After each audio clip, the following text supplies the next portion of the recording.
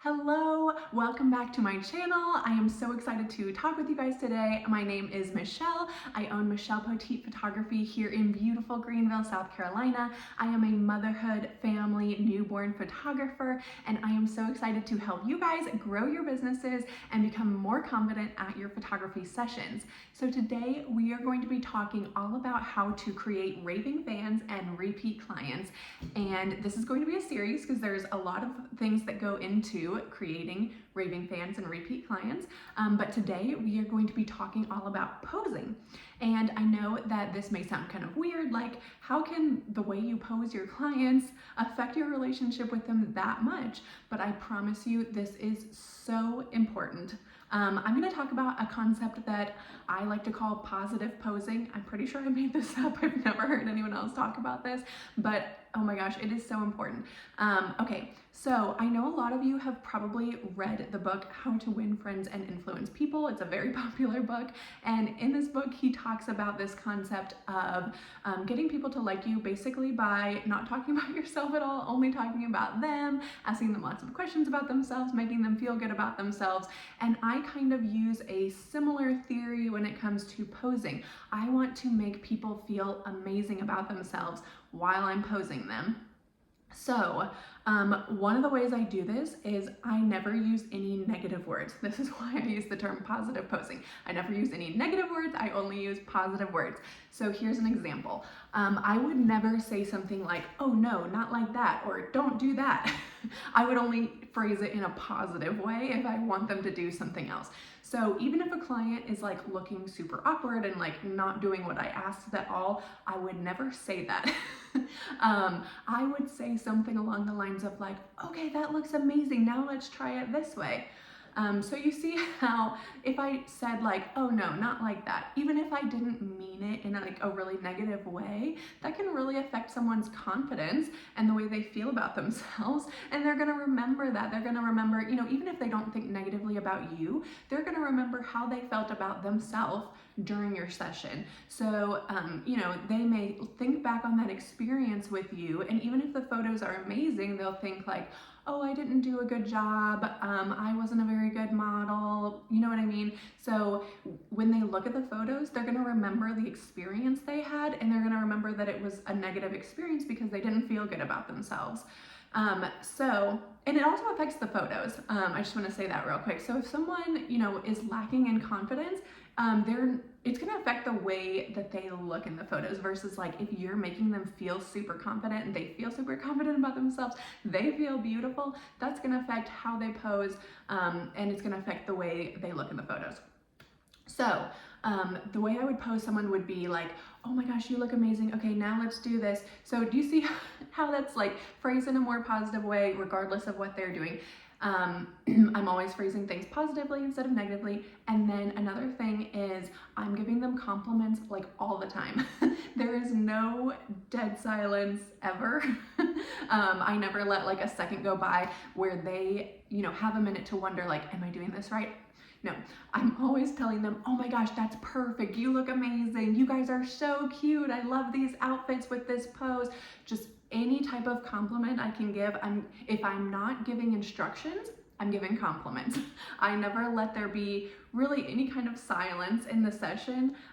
It's either instruction in a positive way or compliments. So I just want people to feel amazing about themselves. I want them to feel super confident. And then when you deliver their photos, regardless of how good the photos are or how not good they are, obviously that's important, but when people look at their photos, they're going to remember the experience they had while they were taking those photos. And if they remember, wow, this was an amazing experience, I felt super confident, I felt beautiful, then they're going to love those photos. They're going to love having those memories. Another thing is the types of poses that you use. So if all of the poses that you're using are like, okay, look at me and smile, especially if you've got a lot of like babies and toddlers at your session, that can be stressful for the parents. Like babies and toddlers do not do what they're told. They do not, a lot of times, do not understand what following directions means. And so if you are trying to give them a lot of like, oh, this baby needs to do this right now, that's going to be really stressful for the parents. It's going to be really stressful for the babies.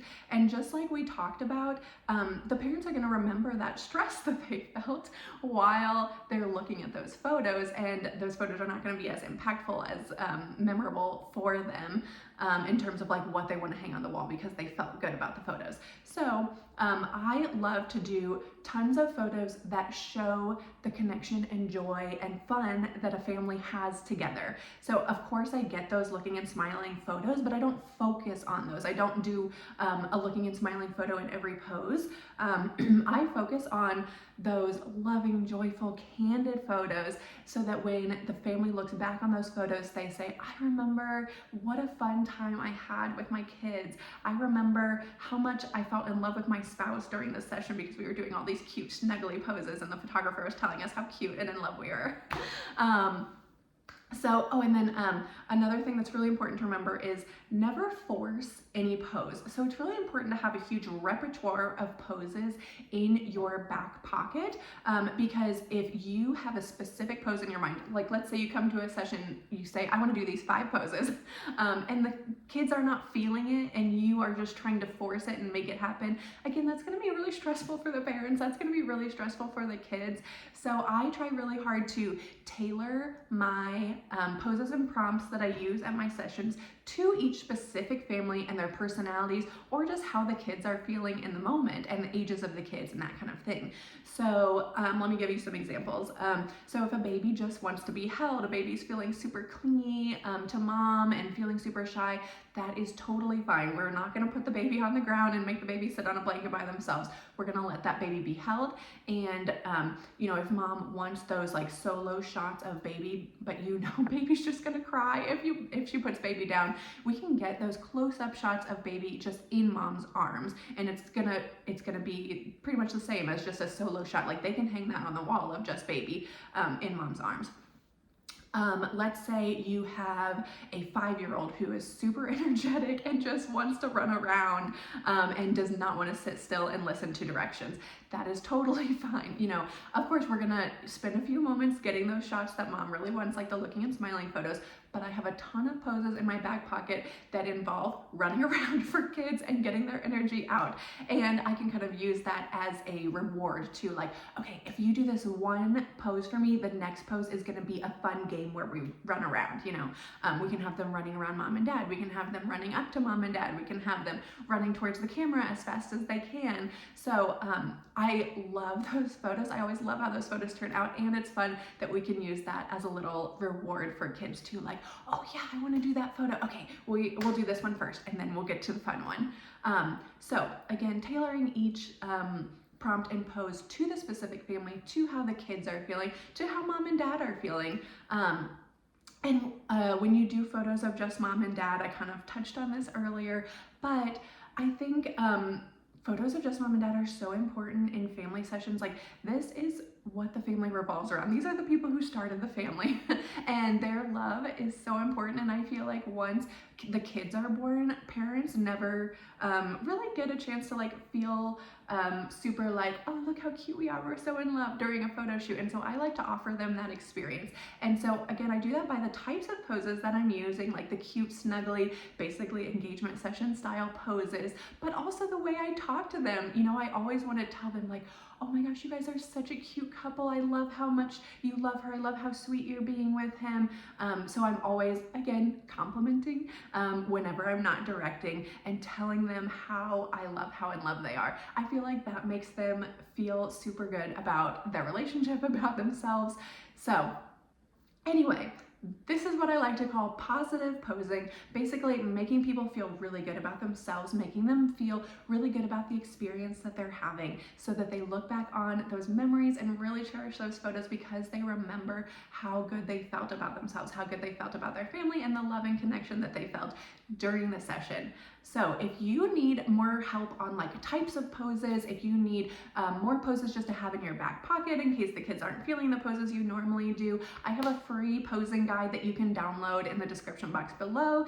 And if you need help tailoring your prompts and poses to each specific family, I have a family questionnaire completely free in the description box below. So I send that to all my families in order to just get a better feel for their personalities, the personalities and ages of each of their kids, so that I know which poses are going to work best for them. So those are completely free. You can download those in the description box below. I hope this was helpful for you, and I cannot wait to see you in my next video. If you have any questions, feel free to leave them below. Okay, bye guys.